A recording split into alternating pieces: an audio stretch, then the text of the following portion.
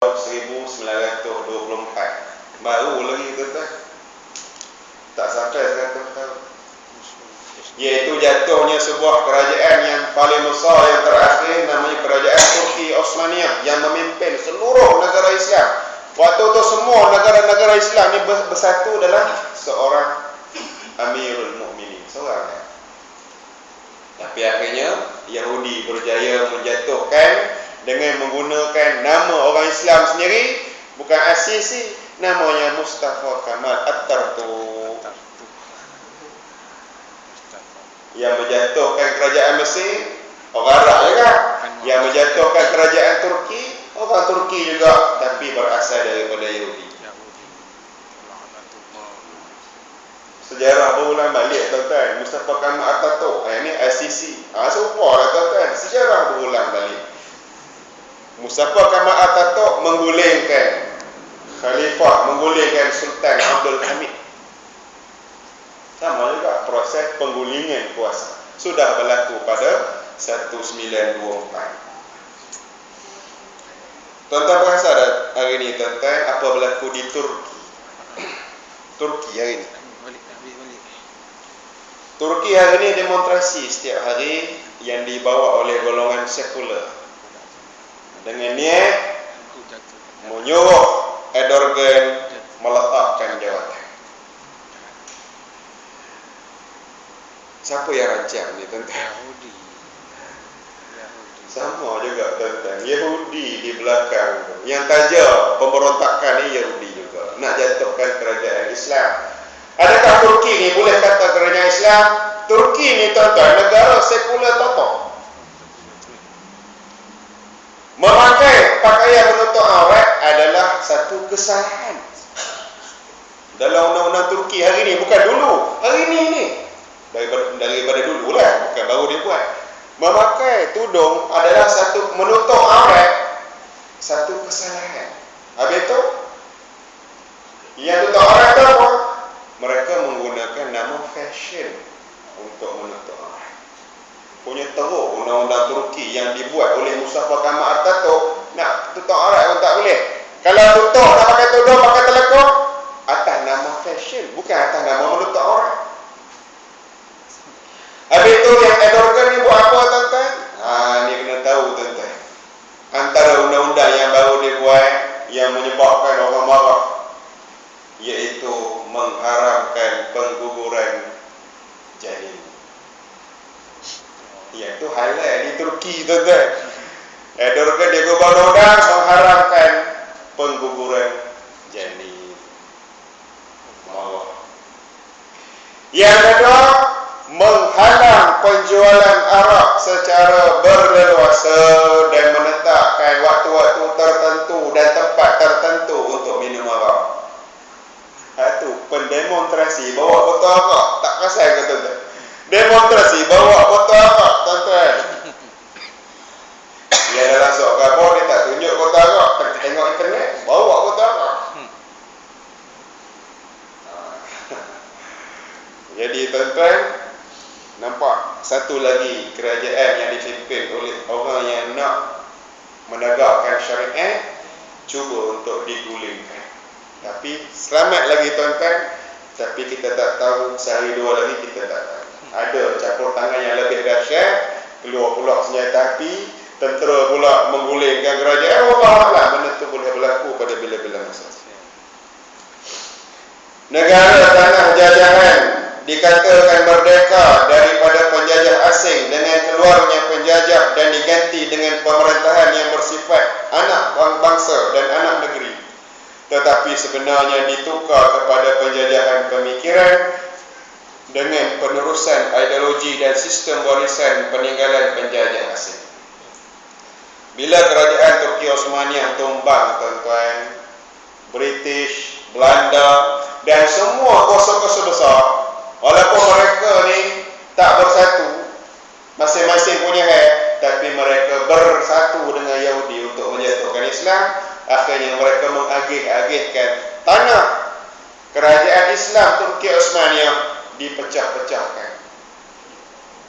Tanah Melayu dapat ke British, dapat ke Belanda. Indonesia bagi ke Belanda, tanah Turki bagi ke Nuh. Pakat pecah.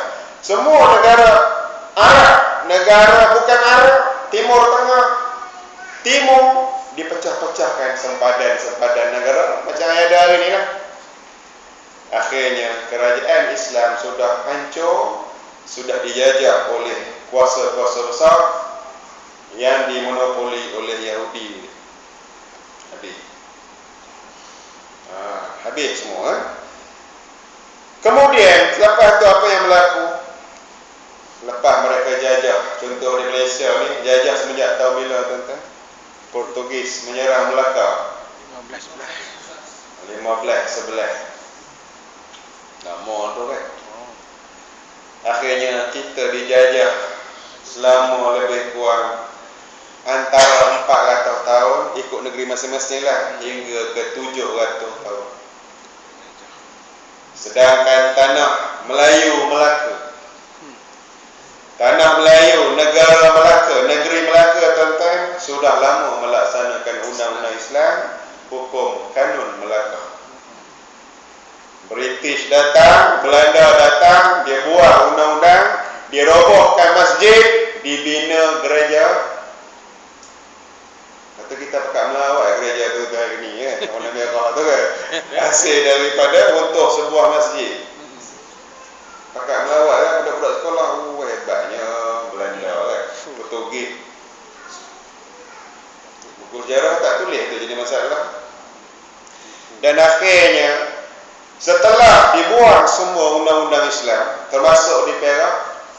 Perak ni perjanjian Pangkor tu bila? 1880. Perjanjian Pangkor ni apa tuan-tuan? Berpunca apa tuan-tuan? Asalnya dua orang ulama besar di Perak. Dua ulama besar di Perak ni, mereka di antara yang mengasaskan undang-undang adat istiadat 99 yang terkandung undang-undang jenayah Islam. Bila British masuk, British buat surat palsu, kononnya datang daripada dua orang ulama Perak ni. British buat surat palsu hantar ke Sultan yang mengatakan bahawa kedua-dua ulama besar ini tidak bersetuju diteruskan undang-undang Islam. British tuan-tuan, dia boleh buat surat palsu. Sultan percaya, lalu dua-dua ulama ni sama juga kena buang negara juga. Bila ulama dah tak ada, lagi British bermerajalela. Akhirnya terhasillah perjanjian Pangkor. Akhirnya semua undang-undang negara telah ditukar daripada undang-undang Islam, ditukar kepada undang-undang British yang dicedok daripada negara yang mula-mula dijajah oleh British, ialah India. Undang-undang India itulah jadi contoh rujukan kepada negara kita. Kemudian bila penjajah nak meninggalkan negara kita, nak bagi merdeka lah tuan-tuan, apa yang mereka buat?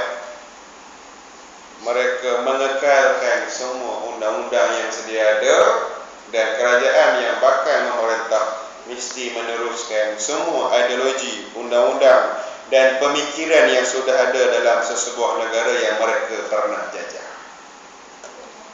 Jadi tuan-tuan, ni realiti yang berlaku tuan-tuan. Mahu ke tak mahu, setuju ke tak setuju, itu yang sudah berlaku. Sebab itulah kita nak berlaku perubahan yang total, bukan berubah sikit-sikit tuan-tuan. Berubah sikit-sikit dia tak jadi tuan-tuan. Sebab bila kita nak ubah baik, banyak orang yang merosakkan balik. Contoh tuan-tuan, saya mengajar di kolej tuan-tuan. Kita ni, saya ni umpama ibarat jahit baju terkoyak, kemudian ramai yang tolong koyak kat beli. Pening kepala kita tuan-tuan. Yang nak mengajar semayang, puasa, zakat, haji, suruh tutup aurat adalah seorang dua. Yang nak mengajar pergi karaoke, pergi tu ramai yang menganjur dan menggalakkan. Kita yang jahit ni tak ramai. Kain koyak, yang nak koyak ni ramai. Bila kain nak jadi elok. Itulah ibarat ada hari ni tuan-tuan. Memang betul lah kita dah banyak berubah beberapa perkara secara sedikit demi sedikit. Tetapi perubahan yang total itu sangat penting. Nabi mula-mula sekali, Nabi menggubal perlembagaan. Perlembagaan yang tidak menepati Islam hendaklah diubah dengan perlembagaan yang menepati Islam. Bukan suruh buat perlembagaan Malaysia, tuan-tuan. Itu tak kena pula. Mengubah mana-mana undang-undang yang tidak bertepatan dengan Islam, diubah kepada yang bertepatan dengan Islam. Itu perkara asal. Barulah banyak benda yang kita kena ubah sikit-sikit. Kan? Saya beri contoh mudah dia, tuan-tuan. Kita dah sebut mahkamah syariah ni tinggi dah. Tengok mahkamah sivil besar lagi, tuan-tuan. Tuan-tuan, sangat berat. Sekali lagi, tuan-tuan, tuan-tuan yang dirahmati Allah Ta'ala sekalian, semua keadaan ini memaksa negara dunia ketiga, khususnya negeri umat Islam, terus disebut sedang membangun, tetapi tidak terbangun-bangun.